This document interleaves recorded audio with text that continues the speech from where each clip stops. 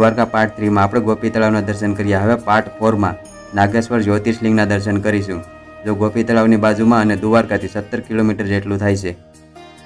અહીંયા ભગવાન શિવની મૂર્તિ એટલી મોટી છે, જો તમને દૂરથી જ દેખાય છે।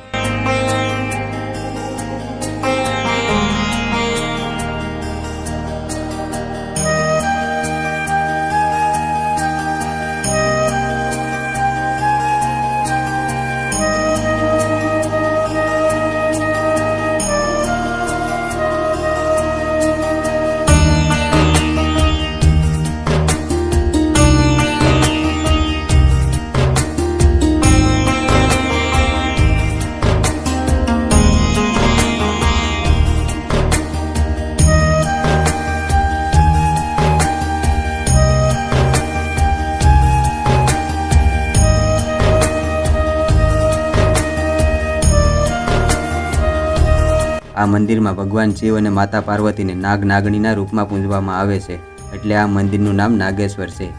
અને નાગ નાગણીની જોડી ચડાવવાનો મહિમા પણ આ મંદિરમાં છે। એવું કહેવાય છે કે દ્વાપર યુગમાં ભગવાન કૃષ્ણ અહીં અભિષેક કરવા આવતા હતા। મંદિરમાં એક નંદીની મૂર્તિ છે, એના કાનમાં તમારે જે માગવું હોય તે કહો એટલે તમારી ઈચ્છા પૂરી થાય છે, એવું કહેવાય છે।